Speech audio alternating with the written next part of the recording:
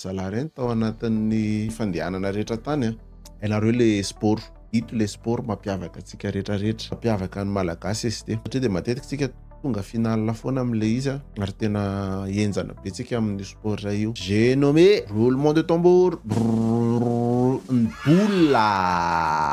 boule anisan'ny sport tena mampiavaka antsika accessible be izy na ho an'ny zazakely na ho an'ny tanoranora na ho an'ny lehibe.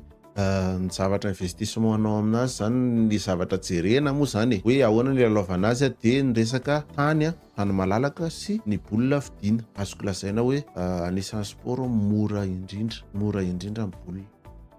Mora indrindra le mora tiako tena eto zany hoe tsy de mandany vola loatra afaka milalao foana ianao zany raha ohatra zao hoe misy filalaovana boule eto akaikinareo de makany fotsiny ianao de avelan'ny olona milalao. Kanefa zany zao tsy mitranga zany amin'ny padel hoe tonga any amin'ny terrain padel ianao de hoe avy ianao milalao boule tsy afaka milalao ianao satria mandany vola. Zay le resaka tany amin'ny voalohany hoe le boula ito le izy ito le sportsika rehetrarehetra. Nanao recherche zany de reo zany ny any sport tena ataon'ny malagasy mety nanadino fa reo ny tena hitako hoe tena betsaka fa ialana tsiny an'izay mety adino fa raha ohatra hoe misy sport hafa eritreretinareo mbola tokony ao anatiny de mba tenenanao ambany hoe inona voatra ny sport tena azo natao tao anatin'ity filaharantsika ty. Anisan'ny mahafinaritra anahy koa ny miresadresaka sport satria mitaiza vatana mitaiza saina mitaiza salamana sy ny sisa de misaotra anareo nijery hatramin'ny farany raha tonga aty amin'ny farany aty nareo tena merci beaucoup de mirary soa maso toy indray.